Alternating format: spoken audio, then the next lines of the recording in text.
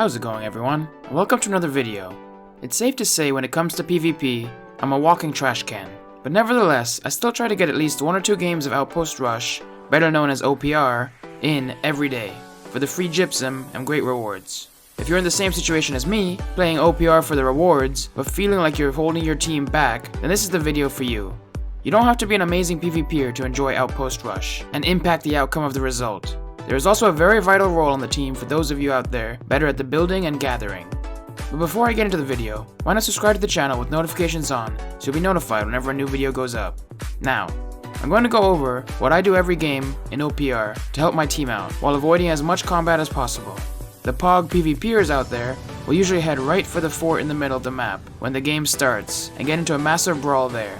While everyone is fighting for that fort, I tend to head towards the empty fort closest to our spawn. Usually, I end up there alone, or there is one other person alongside me. On my way there, I chop down the 5 trees, putting them on cooldown, so when I capture the fort, I can come back for more wood.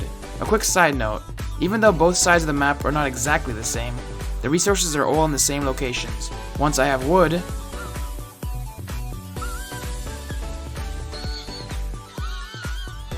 I get in the fort and wait until the capture is complete. If there's a second person with you, you can try communicate and have one of you head for wood and the other for stone.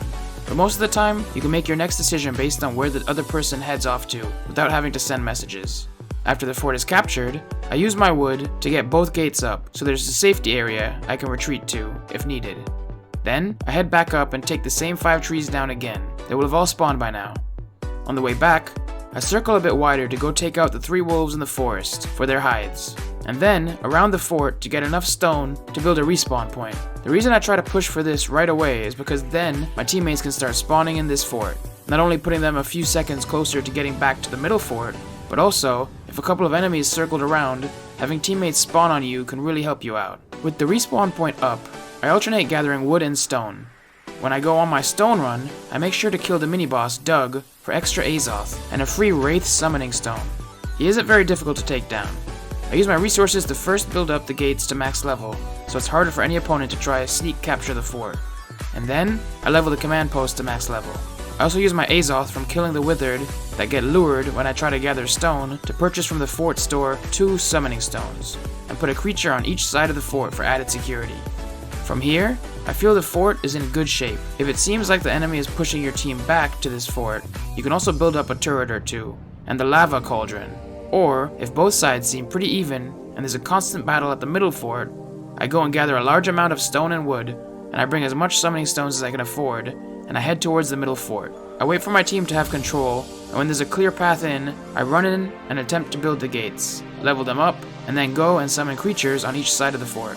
If there's enemies pushing the fort, I throw all my range attacks on them just to try help my team out a bit. From there I keep running out for resources and then back inside to fortify.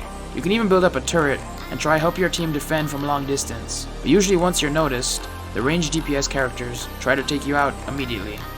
Most games, before I can even get to the point of heading towards the second fort, one side is already won, and I have enough resource points to rank decently and gain my match completion rewards. A lot of the matches I play, I won't see many enemies, so I don't need to get into combat, but I still feel like I helped out my team. Of course, there will be some matches that are so lopsided that the enemies will just be spawn killing you over and over, and there's nothing you can do about it. But that doesn't happen often, and those games you just gotta wait it out. If you don't want to just wait, you can try sneak out of the spawn and just run around the map, gathering resources to not only level up your skinning, woodcutting, or mining, but it would also make you rank higher at the end of the match, because if you don't have enough contribution points by the end, you will not earn any rewards. I hope this can help some of you out. I'm far from a great OPR player. I just wanted to share with you all the strategy I use going into a match, and maybe if you're not a great PvP player, you can also do the same. Or, if you are an OPR expert, maybe you have some tips on how I can improve my strategy. If you enjoyed this video, please leave a like, and subscribe to the channel with notifications on. It all helps out massively. But until next time, have a good one. Thanks for watching another video. If you'd like to see more New World content, then click on any of the videos on screen now. And don't forget to subscribe to the channel.